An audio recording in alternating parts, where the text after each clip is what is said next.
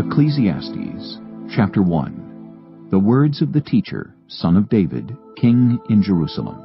Meaningless, meaningless, says the teacher. Utterly meaningless. Everything is meaningless. What do people gain from all their labors at which they toil under the sun? Generations come and generations go, but the earth remains forever. The sun rises and the sun sets and hurries back to where it rises. The wind blows to the south and turns to the north. Round and round it goes, ever returning on its course. All streams flow into the sea, yet the sea is never full. To the place the streams come from, there they return again. All things are wearisome, more than one can say. The eye never has enough of seeing, nor the ear its fill of hearing. What has been will be again. What has been done will be done again. There is nothing new under the sun. Is there anything of which one can say, "Look, this is something new"? It was here already long ago. It was here before our time. No one remembers the former generations, and even those yet to come will not be remembered by those who follow them. I, the teacher, was king over Israel in Jerusalem. I applied my mind to study and to explore by wisdom all that is done under the heavens. What a heavy burden God has laid on mankind. I have seen all the things that are done under the sun. All of them are meaningless, a chasing after the wind. What is crooked cannot be straightened. What is lacking cannot be counted. I said to myself, "Look, I have increased in wisdom more than anyone who has ruled over Jerusalem before me. I have experienced much of wisdom and knowledge." Then I applied myself to the understanding of wisdom, and also of madness and folly. But I learned that this, too, is a chasing after the wind. For with much wisdom comes much sorrow. The more knowledge, the more grief. Chapter 2. I said to myself, "Come now, I will test you with pleasure to find out what is good." But that also proved to be meaningless. Laughter, I said, is madness. And what does pleasure accomplish? I tried cheering myself with wine and embracing folly, my mind still guiding me with wisdom. I wanted to see what was good for people to do under the heavens during the few days of their lives. I undertook great projects. I built houses for myself and planted vineyards. I made gardens and parks and planted all kinds of fruit trees in them. I made reservoirs to water groves of flourishing trees. I bought male and female slaves and had other slaves who were born in my house. I also owned more herds and flocks than anyone in Jerusalem before me. I amassed silver and gold for myself, and the treasure of kings and provinces. I acquired male and female singers, and a harem as well, the delights of a man's heart. I became greater by far than anyone in Jerusalem before me.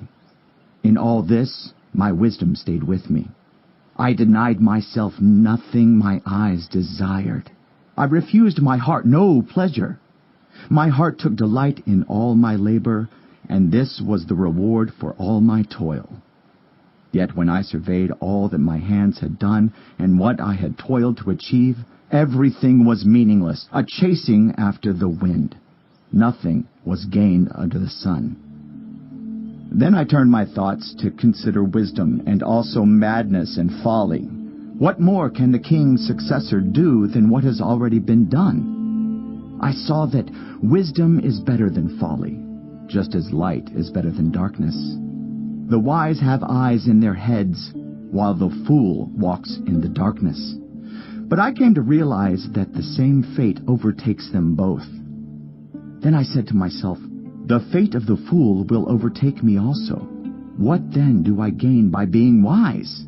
I said to myself, "This too is meaningless. For the wise, like the fool, will not be long remembered. The days have already come when both have been forgotten. Like the fool, the wise too must die." So I hated life, because the work that is done under the sun was grievous to me. All of it is meaningless, a chasing after the wind. I hated all the things I had toiled for under the sun, because I must leave them to the one who comes after me. And who knows whether that person will be wise or foolish? Yet they will have control over all the fruit of my toil, into which I have poured my effort and skill under the sun. This too is meaningless. So my heart began to despair over all my toilsome labor under the sun. For a person may labor with wisdom, knowledge, and skill, and then they must leave all they own to another who has not toiled for it. This too is meaningless and a great misfortune. What do people get for all the toil and anxious striving with which they labor under the sun? All their days their work is grief and pain. Even at night their minds do not rest. This too is meaningless.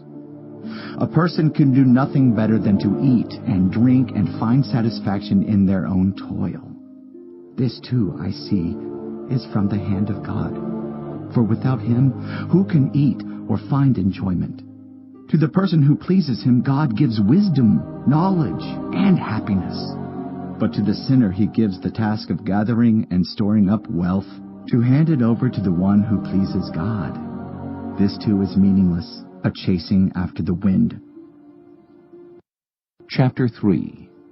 There is a time for everything, and a season for every activity under the heavens. A time to be born, and a time to die. A time to plant, and a time to uproot. A time to kill, and a time to heal. A time to tear down, and a time to build. A time to weep, and a time to laugh. A time to mourn, and a time to dance. A time to scatter stones, and a time to gather them. A time to embrace, and a time to refrain from embracing. A time to search, and a time to give up. A time to keep, and a time to throw away. A time to tear, and a time to mend. A time to be silent, and a time to speak. A time to love, and a time to hate. A time for war, and a time for peace. What do workers gain from their toil? I have seen the burden God has laid on the human race. He has made everything beautiful in its time. He has also set eternity in the human heart. Yet no one can fathom what God has done from beginning to end. I know that there is nothing better for people than to be happy and to do good while they live, that each of them may eat and drink and find satisfaction in all their toil. This is the gift of God. I know that everything God does will endure forever. Nothing can be added to it and nothing taken from it. God does it so that people will fear Him. Whatever is has already been, and what will be has been before, and God will call the past to account. And I saw something else under the sun. In the place of judgment, wickedness was there. In the place of justice, wickedness was there. I said to myself, God will bring into judgment both the righteous and the wicked, for there will be a time for every activity, a time to judge every deed. I also said to myself, as for humans, God tests them so that they may see that they are like the animals. Surely the fate of human beings is like that of the animals. The same fate awaits them both. As one dies, so dies the other. All have the same breath. Humans have no advantage over animals. Everything is meaningless. All go to the same place. All come from dust, and to dust all return. Who knows if the human spirit rises upward, and if the spirit of the animal goes down into the earth? So I saw that there is nothing better for a person than to enjoy their work, because that is their lot. For who can bring them to see what will happen after them? Chapter 4. Again I looked and saw all the oppression that was taking place under the sun. I saw the tears of the oppressed, and they have no comforter. Power was on the side of their oppressors, and they have no comforter. And I declared that the dead, who had already died, are happier than the living who are still alive. But better than both is the one who has never been born, who has not seen the evil that is done under the sun.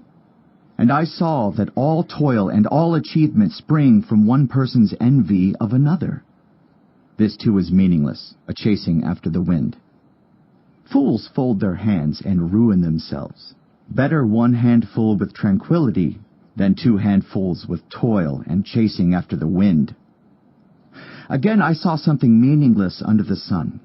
There was a man all alone. He had neither son nor brother. There was no end to his toil, yet his eyes were not content with his wealth. For whom am I toiling, he asked, and why am I depriving myself of enjoyment? This too is meaningless, a miserable business. 2 are better than 1, because they have a good return for their labor. If either of them falls down, one can help the other up. But pity anyone who falls and has no one to help them up. Also, if 2 lie down together, they will keep warm. But how can one keep warm alone? Though one may be overpowered, 2 can defend themselves. A cord of 3 strands is not quickly broken. Better a poor but wise youth than an old but foolish king who no longer knows how to heed a warning. The youth may have come from prison to the kingship, or he may have been born in poverty within his kingdom. I saw that all who lived and walked under the sun followed the youth, the king's successor. There was no end to all the people who were before them, but those who came later were not pleased with the successor. This too is meaningless, a chasing after the wind. Chapter 5. Guard your steps when you go to the house of God. Go near to listen rather than to offer the sacrifice of fools, who do not know that they do wrong. Do not be quick with your mouth. Do not be hasty in your heart to utter anything before God. God is in heaven, and you are on earth, so let your words be few. A dream comes when there are many cares, and many words mark the speech of a fool. When you make a vow to God, do not delay to fulfill it. He has no pleasure in fools. Fulfill your vow. It is better not to make a vow than to make one and not fulfill it. Do not let your mouth lead you into sin, and do not protest to the temple messenger, "My vow was a mistake." Why should God be angry at what you say and destroy the work of your hands? Much dreaming and many words are meaningless. Therefore fear God.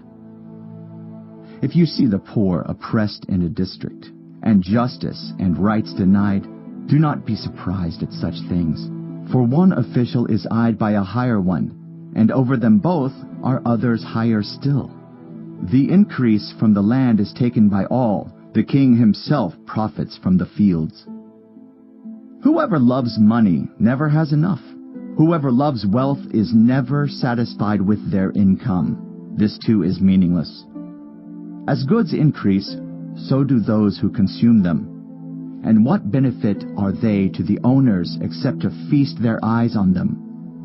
The sleep of a laborer is sweet, whether they eat little or much. But as for the rich, their abundance permits them no sleep. I have seen a grievous evil under the sun. Wealth hoarded to the harm of its owners, or wealth lost through some misfortune, so that when they have children there is nothing left for them to inherit. Everyone comes naked from their mother's womb, and as everyone comes, so they depart. They take nothing from their toil that they can carry in their hands. This too is a grievous evil. As everyone comes, so they depart. And what do they gain since they toil for the wind? All their days they eat in darkness, with great frustration, affliction, and anger.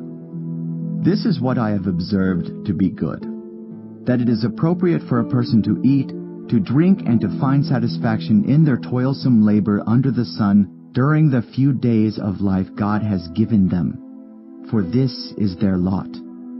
Moreover, when God gives someone wealth and possessions, and the ability to enjoy them, to accept their lot and be happy in their toil, this is a gift of God. They seldom reflect on the days of their life, because God keeps them occupied with gladness of heart.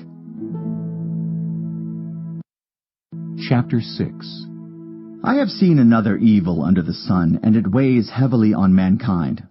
God gives some people wealth, possessions and honor, so that they lack nothing their hearts desire, but God does not grant them the ability to enjoy them, and strangers enjoy them instead. This is meaningless, a grievous evil. A man may have 100 children and live many years, yet no matter how long he lives, if he cannot enjoy his prosperity and does not receive proper burial, I say that a stillborn child is better off than he. It comes without meaning, it departs in darkness, and in darkness its name is shrouded. Though it never saw the sun or knew anything, it has more rest than does that man. Even if he lives 1,000 years twice over, but fails to enjoy his prosperity. Do not all go to the same place? Everyone's toil is for their mouth, yet their appetite is never satisfied. What advantage have the wise over fools? What do the poor gain by knowing how to conduct themselves before others? Better what the eye sees than the roving of the appetite. This too is meaningless, a chasing after the wind. Whatever exists has already been named, and what humanity is has been known. No one can contend with someone who is stronger. The more the words, the less the meaning. And how does that profit anyone? For who knows what is good for a person in life during the few and meaningless days they pass through like a shadow? Who can tell them what will happen under the sun after they are gone? Chapter 7. A good name is better than fine perfume, and the day of death better than the day of birth. It is better to go to a house of mourning than to go to a house of feasting. For death is the destiny of everyone. The living should take this to heart. Frustration is better than laughter, because a sad face is good for the heart. The heart of the wise is in the house of mourning, but the heart of fools is in the house of pleasure. It is better to heed the rebuke of a wise person than to listen to the song of fools. Like the crackling of thorns under the pot, so is the laughter of fools. This too is meaningless. Extortion turns a wise person into a fool, and a bribe corrupts the heart. The end of a matter is better than its beginning, and patience is better than pride. Do not be quickly provoked in your spirit, for anger resides in the lap of fools. Do not say, "Why were the old days better than these?"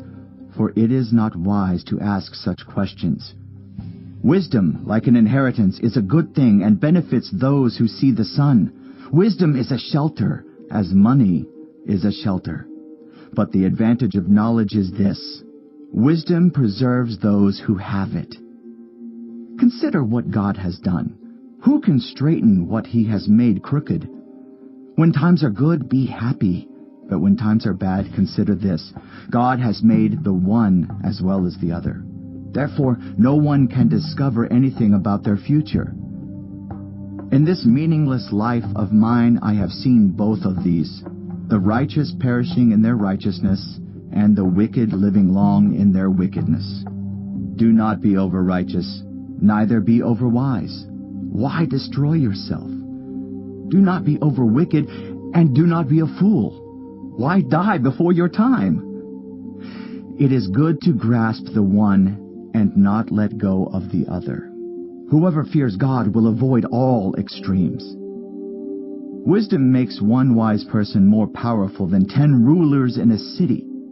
Indeed, there is no one on earth who is righteous, no one who does what is right and never sins.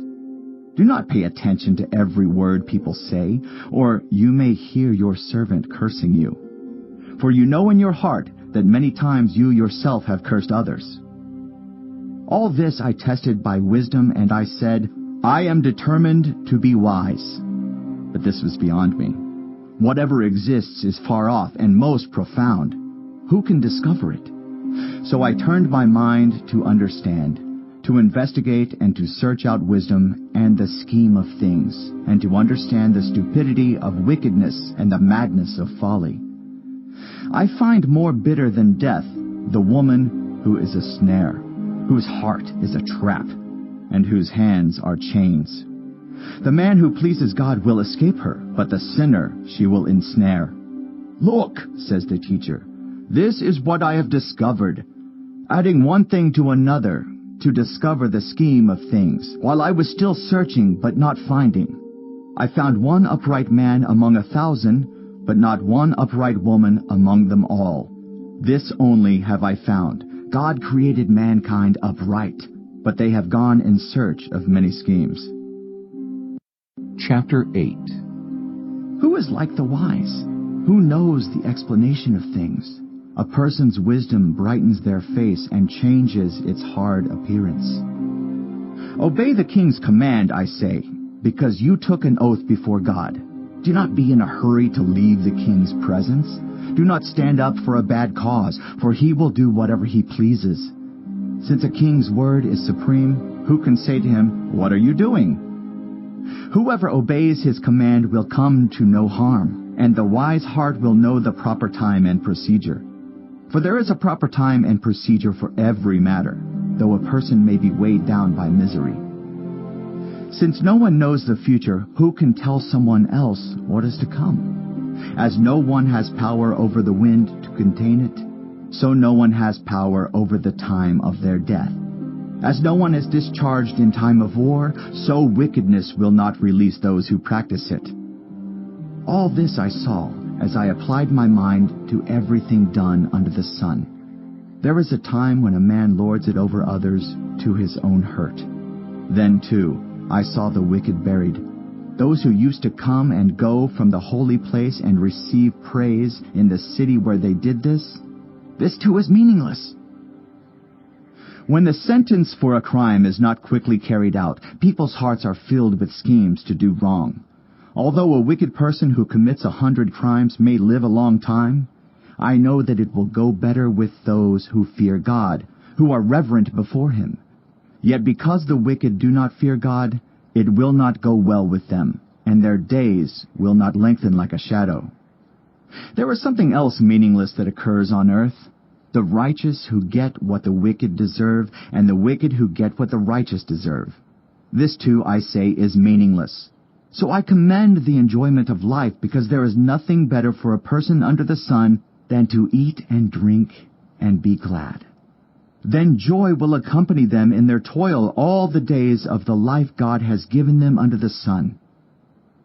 When I applied my mind to know wisdom and to observe the labor that is done on earth, people getting no sleep day or night, then I saw all that God has done. No one can comprehend what goes on under the sun.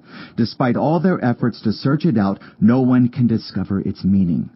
Even if the wise claim they know, they cannot really comprehend it. Chapter 9. So I reflected on all this and concluded that the righteous and the wise and what they do are in God's hands, but no one knows whether love or hate awaits them. All share a common destiny: the righteous and the wicked, the good and the bad, the clean and the unclean, those who offer sacrifices and those who do not. As it is with the good, so with the sinful. As it is with those who take oaths, so with those who are afraid to take them. This is the evil in everything that happens under the sun. The same destiny overtakes all. The hearts of people, moreover, are full of evil, and there is madness in their hearts while they live, and afterward they join the dead. Anyone who is among the living has hope. Even a live dog is better off than a dead lion. For the living know that they will die, but the dead know nothing. They have no further reward, and even their name is forgotten. Their love, their hate, and their jealousy have long since vanished. Never again will they have a part in anything that happens under the sun. Go, eat your food with gladness, and drink your wine with a joyful heart, for God has already approved what you do. Always be clothed in white, and always anoint your head with oil. Enjoy life with your wife, whom you love, all the days of this meaningless life that God has given you under the sun, all your meaningless days. For this is your lot in life and in your toilsome labor under the sun. Whatever your hand finds to do, do it with all your might. For in the realm of the dead, where you are going, there is neither working, nor planning, nor knowledge, nor wisdom. I have seen something else under the sun. The race is not to the swift, or the battle to the strong, nor does food come to the wise, or wealth to the brilliant, or favor to the learned, but time and chance happen to them all. Moreover, no one knows when their hour will come. As fish are caught in a cruel net, or birds are taken in a snare, so people are trapped by evil times that fall unexpectedly upon them. I also saw under the sun this example of wisdom that greatly impressed me. There was once a small city with only a few people in it, and a powerful king came against it, surrounded it, and built huge siege works against it. Now there lived in that city a man poor but wise, and he saved the city by his wisdom. But nobody remembered that poor man. So I said, "Wisdom is better than strength." But the poor man's wisdom is despised, and his words are no longer heeded. The quiet words of the wise are more to be heeded than the shouts of a ruler of fools. Wisdom is better than weapons of war, but one sinner destroys much good. Chapter 10. As dead flies give perfume a bad smell, so a little folly outweighs wisdom and honor. The heart of the wise inclines to the right, but the heart of the fool to the left. Even as fools walk along the road, they lack sense, and show everyone how stupid they are. If a ruler's anger rises against you, do not leave your post. Calmness can lay great offenses to rest. There is an evil I have seen under the sun, the sort of error that arises from a ruler. Fools are put in many high positions, while the rich occupy the low ones. I have seen slaves on horseback, while princes go on foot like slaves. Whoever digs a pit may fall into it. Whoever breaks through a wall may be bitten by a snake. Whoever quarries stones may be injured by them. Whoever splits logs may be endangered by them. If the axe is dull and its edge unsharpened, more strength is needed, but skill will bring success. If a snake bites before it is charmed, the charmer receives no fee. Words from the mouth of the wise are gracious, but fools are consumed by their own lips. At the beginning their words are folly, at the end they are wicked madness, and fools multiply words. No one knows what is coming. Who can tell someone else what will happen after them? The toil of fools wearies them. They do not know the way to town. Woe to the land whose king was a servant and whose princes feast in the morning. Blessed is the land whose king is of noble birth and whose princes eat at a proper time, for strength and not for drunkenness. Through laziness the rafters sag. Because of idle hands the house leaks. A feast is made for laughter. Wine makes life merry, and money is the answer for everything. Do not revile the king even in your thoughts, or curse the rich in your bedroom, because a bird in the sky may carry your words, and a bird on the wing may report what you say. Chapter 11. Ship your grain across the sea. After many days you may receive a return. Invest in 7 ventures, yes, in 8. You do not know what disaster may come upon the land. If clouds are full of water, they pour rain on the earth. Whether a tree falls to the south or to the north, in the place where it falls, there it will lie. Whoever watches the wind will not plant. Whoever looks at the clouds will not reap. As you do not know the path of the wind, or how the body is formed in a mother's womb, so you cannot understand the work of God, the maker of all things. Sow your seed in the morning, and at evening let your hands not be idle. For you do not know which will succeed, whether this or that, or whether both will do equally well. Light is sweet, and it pleases the eyes to see the sun. However many years anyone may live, let them enjoy them all. But let them remember the days of darkness, for there will be many. Everything to come is meaningless. You who are young, be happy while you are young, and let your heart give you joy in the days of your youth. Follow the ways of your heart, and whatever your eyes see, but know that for all these things God will bring you into judgment. So then, banish anxiety from your heart and cast off the troubles of your body, for youth and vigor are meaningless. Chapter 12. Remember your Creator in the days of your youth, before the days of trouble come and the years approach when you will say, I find no pleasure in them. Before the sun and the light and the moon and the stars grow dark, and the clouds return after the rain, when the keepers of the house tremble, and the strong men stoop, when the grinders cease because they are few, and those looking through the windows grow dim, when the doors to the street are closed and the sound of grinding fades, when people rise up at the sound of birds, but all their songs grow faint, when people are afraid of heights and of dangers in the streets, when the almond tree blossoms and the grasshopper drags itself along and desire no longer is stirred. Then people go to their eternal home and mourners go about the streets.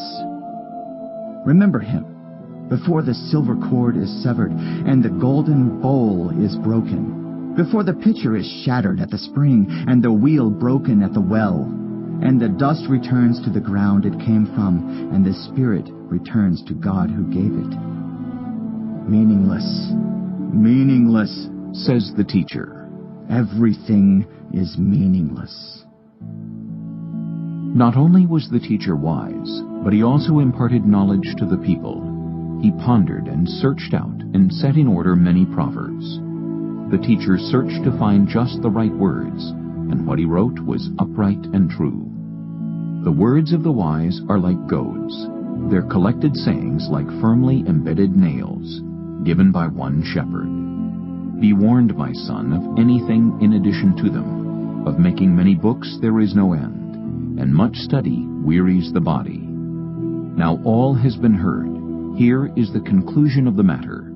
Fear God and keep his commandments, for this is the duty of all mankind. For God will bring every deed into judgment, including every hidden thing, whether it is good or evil.